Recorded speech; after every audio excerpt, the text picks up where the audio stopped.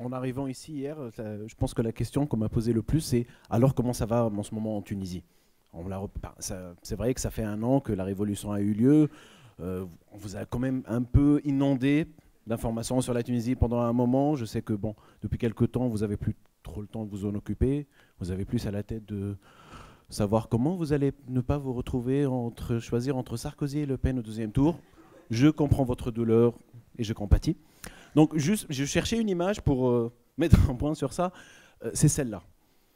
C'est ça la Tunisie d'aujourd'hui. C'est un pays qui a fait une révolution le 14 janvier 2011. C'est écrit en français et en arabe. Et c'est une population qui est jeune et qui attend des promesses qui ne viennent pas. Des choses qui ne viennent pas et qu'au bout d'un an, ils se disent il ne se passe rien. Ce dont j'aimerais vous parler aujourd'hui, c'est que le jour du 14 janvier, ça a été probablement le moment le plus fort de ma vie. Vous dites peut-être, tiens, chouette, c'est un des blogueurs tunisiens qui ont fait la révolution de la dignité. La révolution de Jasmin, c'est une invention des médias français. Nous, on l'appelle la révolution de la dignité. Ben non, malheureusement non. Je ne suis pas un cyberactiviste. Je ne l'ai pas été avant le 14 janvier, pour une raison très simple. J'avais peur. J'avais peur de la torture. J'avais peur de la police. J'avais peur de me faire arrêter. J'avais peur de perdre ma situation sociale. J'avais peur de perdre mon personnel branding. J'avais un certain poids, disons, sur la blogosphère tunisienne. Il y a à peu près 12 000 personnes qui me suivent. Les billets sur mon blog font à l'aise 2-3 000 vues. Mais j'avais vraiment peur. Et s'il y a un truc, et j'étais pas seul dans ça, mais il y avait un truc qui me faisait peur plus que tout, c'est de me retrouver seul. Ok, demain je vais contester Ben Ali, je vais l'insulter, je vais écrire un post. Un, je vais être censuré. Deux, je vais probablement avoir des ennuis. Enfin, c'est ce que je me disais dans ma tête. Et pire que ça, je me disais, je vais me retrouver tout seul. Qui va me soutenir? Je vais gueuler tout seul et je vais être une victime comme tant d'autres. Les histoires, on en a entendu toute notre vie en Tunisie. Des gens qui se font torturer, emprisonner, qui perdent leur vie, qui perdent tous leurs acquis, qui perdent tout espoir professionnel. Et cette peur, j'ai vécu avec cette peur jusqu'à la révolution tunisienne. Et même pendant la révolution, j'avais toujours peur. J'allais aux manifs, mais je faisais attention un peu à ne pas me faire photographier. Je faisais attention à ne pas être vu. Ça me faisait vraiment peur d'être vu, d'être reconnu, bien que j'allais aux manifs. J'amenais ma femme et on y allait tous les deux. Mais j'avais personnellement peur de ça. Et peut-être que le 14 janvier, c'est le jour où j'ai dépassé cette peur pour la première fois de ma vie. Le 13 janvier au soir, après le discours de Ben Ali, vous en rappelez peut-être, il y a eu un événement qui a été créé sur Facebook. En même pas une heure, il y avait 50 000 personnes qui avaient confirmé, c'était une manif. Ça, c'est une vidéo qui a été prise par un ami. Là, je ne suis pas très, très bien visible, mais je suis à droite, là. Je l'avais retrouvée il y a une semaine, la vidéo. Je ne savais même pas qu'elle existait. On venait sortir du local du principal syndicat tunisien. Et il y avait 300 à 500 personnes maximum. Des pas nombreux. L'avenue Habib Bourguiba, la principale, vous avez vu le fameux dégage, c'était l'avenue interdite. On n'avait pas le droit d'y aller. Et c'est probablement, cette vidéo-là, le moment où... La première fois de ma vie, je n'ai plus eu peur. Je me suis dit, je vais m'afficher, je ne suis pas seul, je peux assumer mes positions, il y a tous ces gens-là avec moi, qui sont là, qui défendaient les mêmes valeurs et qui demandaient juste à un dictateur de partir et qui réclamaient leurs droits les plus essentiels. Même si ça a été un jour très intense, vraiment, c'est le jour qui m'a marqué le plus dans ma vie, je me suis rendu compte, j'ai eu cette réflexion de se dire comment est-ce que je vais faire pour dépasser cette peur dorénavant. Parce qu'il faut se rendre compte que toutes les raisons d'avoir peur existent toujours aujourd'hui en Tunisie. Le ministère de l'Intérieur n'a pas vraiment changé. Les flics tabassent autant. Les barons d'économie sont toujours les mêmes. Et il y a un parti très fort, très conservateur qui a gagné les élections et qui n'aime pas qu'on le chahute trop. Et donc, toutes les raisons d'avoir peur sont encore valables en Tunisie. Donc, je me suis dit, la seule et unique manière de dépasser ça, c'est d'y aller, c'est de m'afficher, c'est de m'exposer, c'est de faire des projets sur lesquels je pourrais avoir le soutien d'autres personnes qui me permettraient de vaincre mes peurs, une à une. Et là, j'ai commencé par un petit projet vidéo, vu que je suis vidéoblogueur. Je me suis dit, ma caméra et mon micro, c'est ce que je sais utiliser le mieux. Et j'ai pensé à un concept qui s'appelait One Shot. Et l'idée, c'est des vidéos éphémères, enfin, c'est un projet de vidéo éphémère, d'interview à une seule question, celle qui fâche, à des hommes politiques. Et bon, j'ai eu, j'ai eu le malheur de m'attaquer au président de l'Assemblée constituante aujourd'hui, en lui posant la question à l'époque s'il était conscient que personne ne connaissait le nom de son parti en Tunisie. Mais bon, ça s'est très bien passé. Je me suis fait pas mal d'hommes politiques, de personnes qui créaient la controverse, autour desquelles il y avait les plus gros complots. J'ai eu mes vidéos qui sont passées sur Al Jazeera. Mais ça m'a permis de franchir un palier, de me dire que ces gens-là, cette thématique-là, ce n'était pas un problème. En 2 semaines, je crois que ça a fait sur YouTube et Dailymotion quelque chose comme 70 000 vues, pas mal de partages. Et chaque vue, c'était pour moi un push, pour me dire, vas-y. Il y a des gens qui te soutiennent, il y a des gens qui te regardent, il ne faut plus te taire.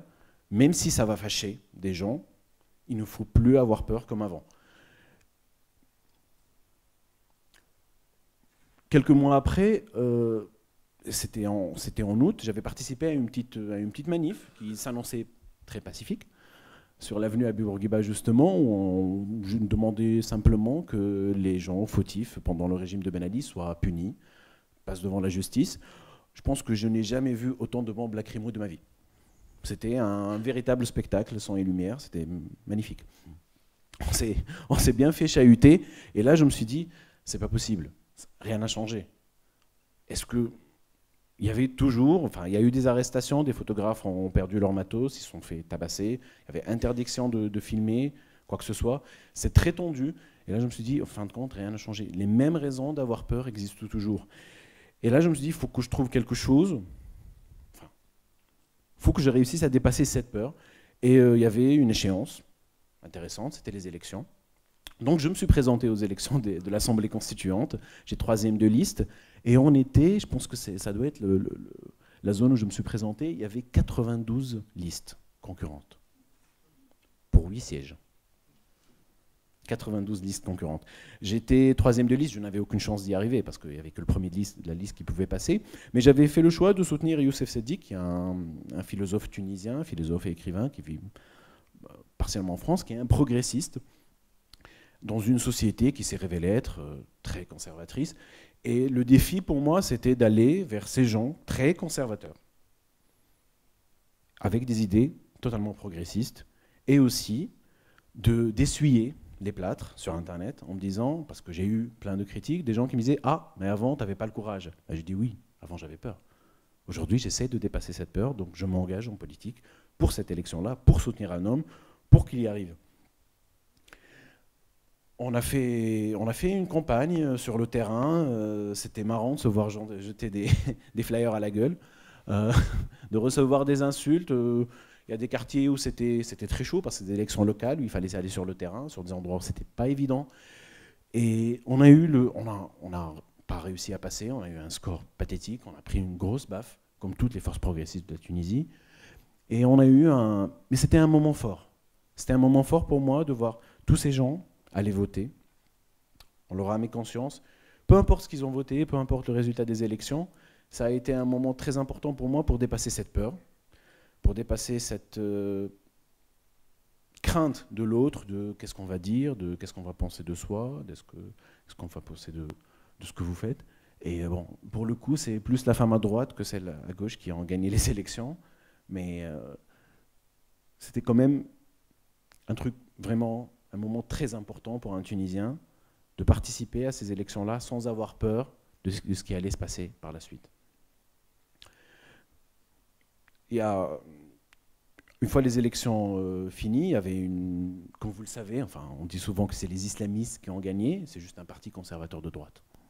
C'est aussi simple que ça, qu'ils soient islamistes, chrétiens, c'est juste des conservateurs de droite, et c'est des gens tellement conservateurs que, maintenant qu'ils tiennent en très grande partie l'Assemblée constituante tunisienne, le concept d'open gov leur est totalement étranger. Enfin, c'est ce qu'on pensait, très honnêtement. La transparence, c'est pas dans les mœurs, la politique en Tunisie. Et je suis engagé sur un groupe en Tunisie qui s'appelle OpenGov, Tunisie, qui milite pour la transparence dans la gouvernance. Et on a eu un vote très important dans notre assemblée constituante, qui, je le rappelle, est supposée écrire la constitution tunisienne. C'est les travaux des sous-commissions qui allaient écrire certaines parties de la constitution. Et le truc, c'est que il y a eu une info qui a circulé sur les médias, c'est que certains partis, les plus conservateurs, souhaitaient que les débats soient secrets, des sous-commissions, qu'il n'y ait pas de PV, que même les personnes qui participent aux sous-commissions n'aient pas le droit d'avoir un téléphone portable, soi-disant pour éviter toute fuite. En 2 mots, ils voulaient nous arnaquer. Ils voulaient faire leur truc dans leur coin et nous, peuple, on regardait, ah bon, ok, merci, c'est gentil. Et là, on s'est dit, ça faisait un moment qu'on bossait sur l'OpenGov en Tunisie, on n'arrivait pas à convaincre les gens, on n'arrivait pas à expliquer, on n'arrivait pas à fédérer. Et là, on s'est dit, tiens, et si on changeait de nom? Et on a lancé une campagne sur un groupe Facebook. Tout ce qu'on a fait était sur un groupe Facebook qui s'appelle Hel. Hel, ça veut dire ouvre, en arabe. Il a suffi qu'on change le terme OpenGov en Hel pour que les gens se disent, tiens, c'est quoi ce délire? Ils se sont intéressés au truc. Et on a commencé une petite campagne sur Facebook. On a eu, je pense, 8000 fans en moins de 2 jours. On n'avait que 2 jours pour mobiliser, parce que on était mercredi, le vote c'était vendredi. Il fallait vraiment mobiliser les gens, il fallait leur faire comprendre que l'OpenGov c'était important et que cette échéance-là, il ne fallait pas la rater. Il fallait faire pression sur l'Assemblée constituante, donc on a lancé cette page-là, on a lancé cette action-là, Hel. On a demandé aux gens de mettre cette photo-là avec le hashtag en photo de profil Facebook. Il n'y a eu que du noir sur Facebook en Tunisie pendant 2 jours. Et les gens se sont dit, ils ont compris quand on leur a parlé avec leur langue. Et ce qui était génial pour nous, c'est qu'on est arrivé à toucher les médias. Tout d'un coup, toutes les radios nous appelaient, toutes les télés. Et même, on a réussi à convaincre. Au début, on n'avait qu'un seul député avec nous. Maintenant, aujourd'hui, on en a 22. Ils sont dans le groupe OpenGov de tous les partis. Sur le compte Twitter, on a eu 5000 followers, je pense, en 5 jours, vite fait. Les gens se sont vraiment passionnés pour le truc. Et on a été sidérés de voir à l'Assemblée constituante tunisienne des députés qui affichaient le Hel. C'est passé à la télé, à une heure de très grande écoute. Il faut dire que les débats passent 24 heures sur 24 sur les chaînes tunisiennes. Tout le monde s'est dit, mais c'est quoi ce truc qu'ils montrent?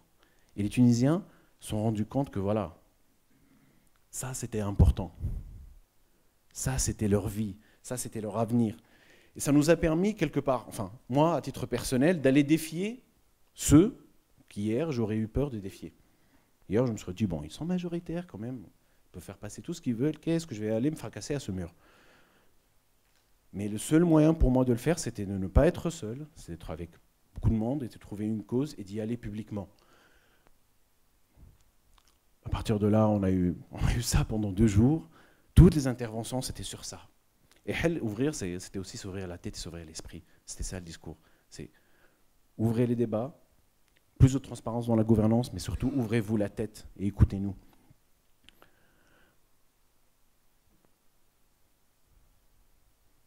Et si je devais finir par un mot, c'est aujourd'hui en Tunisie, toutes les raisons existent pour avoir peur encore. Il y a un parti fort, il y a un ministère de l'Intérieur très très fort, il y a des pressions de partout. On est tenté, aujourd'hui quand il y a une manif contre le gouvernement, il y a 15 minutes après une contre-manif pour le gouvernement au même endroit, c'est ce qu'on appelle mettre la pression. La pression est mise tous les jours sur les médias. Enfin, on a un Premier ministre qui a dit que les médias devaient refléter la volonté du peuple qui s'est exprimée lors des élections. C'est que toutes ces raisons-là d'avoir peur, nous devons les dépasser. Parce que c'est cette peur-là, cette attitude de « ok, de toute façon, ça ne me touche pas trop, c'est pas grave, moi j'ai ma petite vie peinard », c'est ça qui a amené la dictature en Tunisie. C'est ça qui a permis à un régime de frapper toujours encore plus, sans que personne ne se soucie de ça, en se disant « moi j'ai ma petite vie prépare, j'ai mon petit boulot, j'ai ma petite vie tranquille, tant pis pour les autres ». Et s'il y a un truc, s'il y a un message de la Révolution qu'on devrait tous garder en tête, c'est ce qui est écrit sur ce mur, sur l'avenue Habib Bourguiba, « La khawfa ba'da al-yawm », c'est « plus jamais peur ». Merci.